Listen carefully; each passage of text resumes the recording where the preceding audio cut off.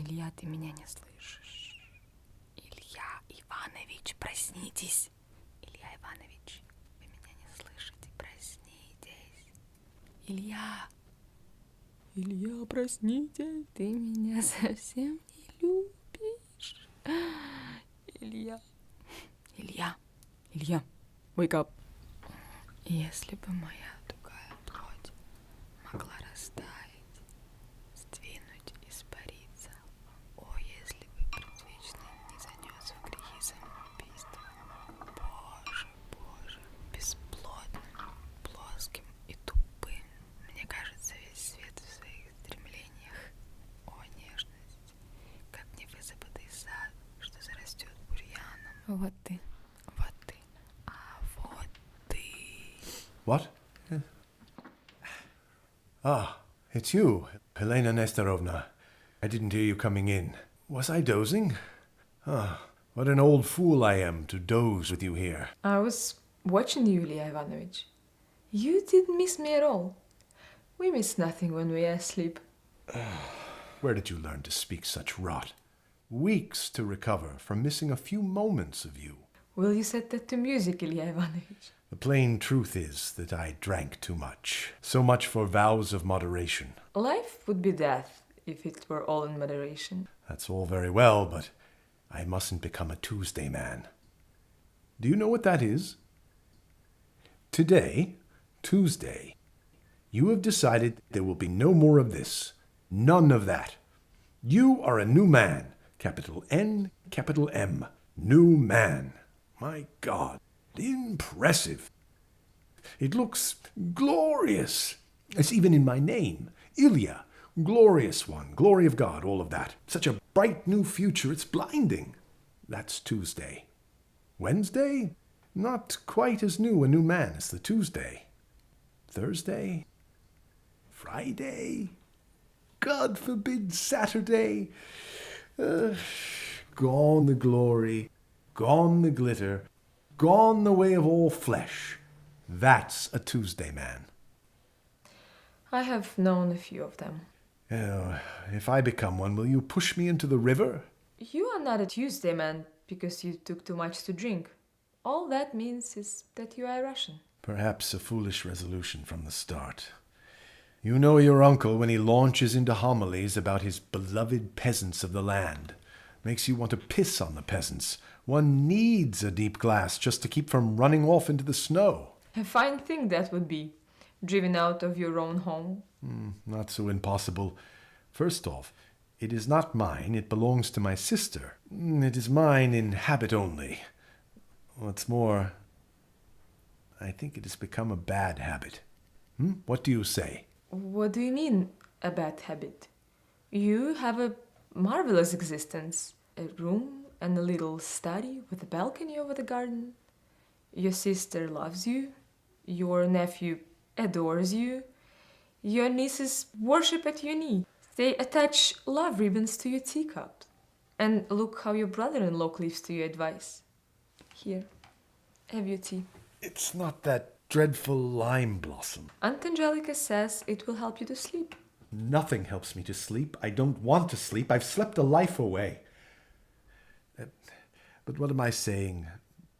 Pay no attention to a drunken schoolmaster. Do you think so little of me? How so? To let yourself off so lightly. Bad habit? What do you mean a bad habit to live here? What do you mean by sleeping a life away? My dear Elena Nestorovna, you are far too charming for the unadorned truth about a frumpus like me. It's just that I wonder these days whether it wouldn't be the best thing to leave. To go where? Away. But where? Far. Do you mean to teach school in another district? I mean to teach never again. Teach myself a new life. How do you do that? Well, you see, that's the problem. I've no idea. Yes, your uncle relies on me to talk him out of his goddamn brother-in-law schemes, to placate my sister when she is hysterical, to mind over the children during the next catastrophe, to make the best fun during a holiday, to treat a house full of hypochondriacs as if they are all about to die before nightfall. Yes, but what must we do to get by? And incidentally, listen to what I've heard at the Institute about the new hydrotherapy. And Ilya? Reliable one. Good marks in all grades. Choose an early profession, do it well, make it stick. Marry a sweetheart. When she Heidi-highs her pretty pink petticoat, takes off with an athlete to Omsk, let there be no Parisians on whom to waste our hard-earned money. And if you are ever tempted to run, no. Stand your ground, Ilya. You are the rock above the flood. Stand, Ilya. No running, no walking. Stand, Ilya, stand. You are needed. Oh, you are needed. But you are, Ilya Ivanovich, you are needed. If I left here tomorrow, 1 week later, I'd be needed a week less.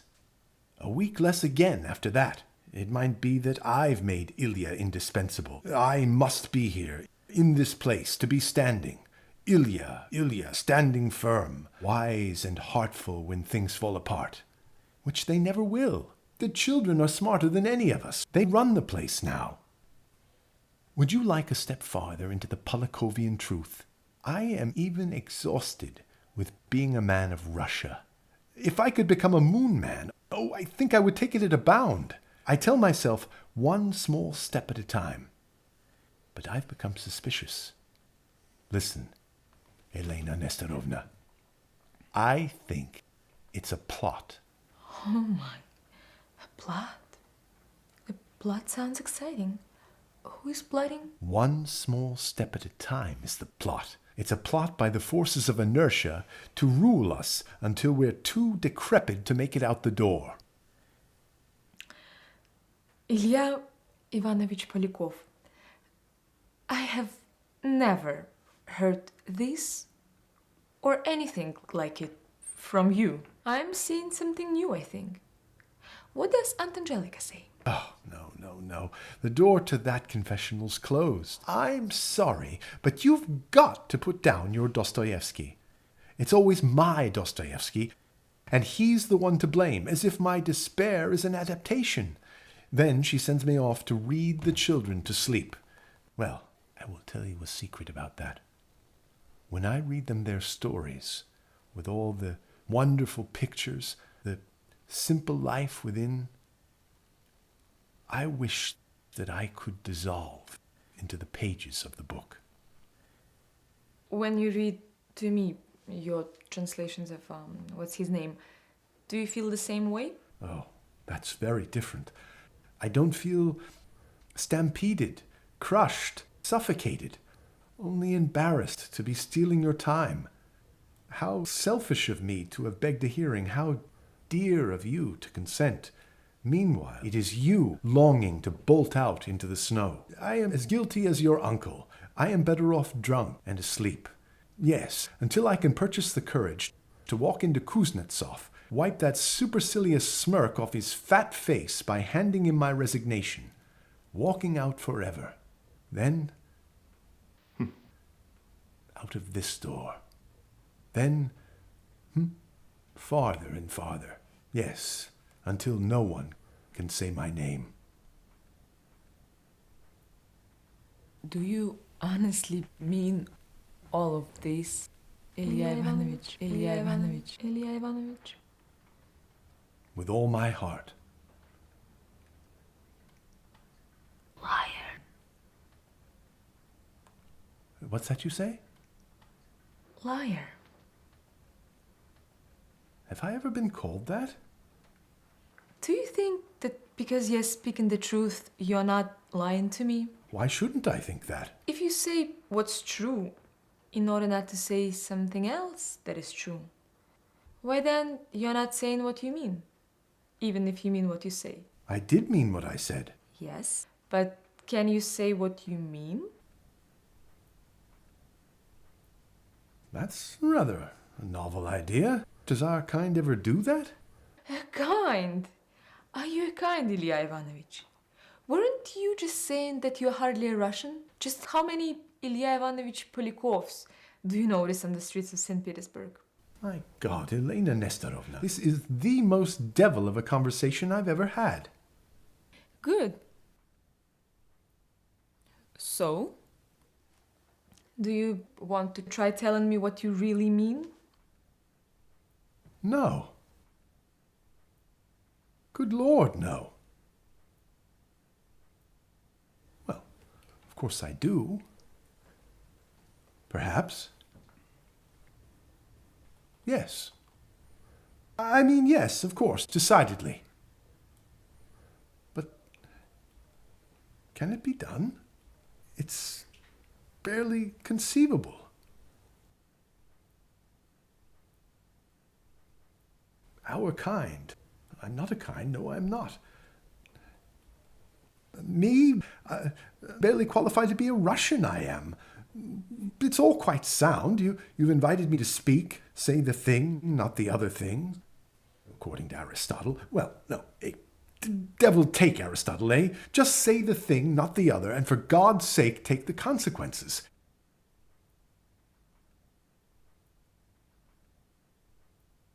Can I? One should have a stab at it. Give it a go. Goodness. Well, what I mean to say is, after you've come, all the things I have seen of you, heard of you, it's like this, you see. I have them memorized. Yes, memorized. Then I sit repeating them like the text of a prayer. What I mean is, I can close my eyes and I can see every loop on the laces of your boots. I know every necklace and brooch that you wear as if I had given them. I follow every strand of your hair, its relation to your brow, your neck, your cheek, your breast, as if I were watching for signs of an avalanche. What I mean is, I would rather die than forget even one of the short seconds in which you have gifted me life everlasting. What I mean is, I loathe the fact that I do not look more like the man that I saw you taking tea with 3 weeks and 2 days ago. No, now 3 weeks, 3 days ago, in that little green cafe on Bolshaya Konyushnaya Street. What I mean is, well, damn it. God forgive me. I would like to have assassinated the handsome young man in that chair so close across from that wretched round table of my worst nightmares.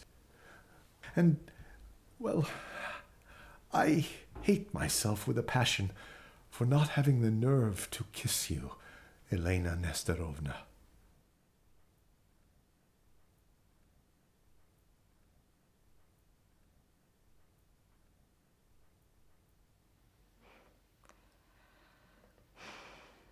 Today is Sunday. That's true. That's quite true. You're on firm ground there. No one could argue with that. We could prove it if we needed, but we don't. Today is Sunday. Well, don't wait until Tuesday. Elena Nestorovna. Oh my. I am feeling quite strange. Did I say all that? Will you ever forgive me? Is it really you not yet running away from me off into the snow? Is it really you saying not to wait until Tuesday for me to... You know. Did I hear it correctly? Do not Wait until Tuesday.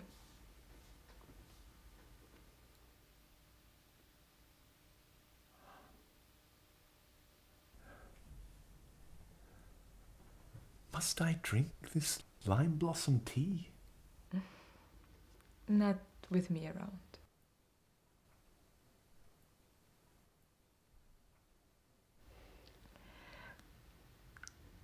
Not with me around.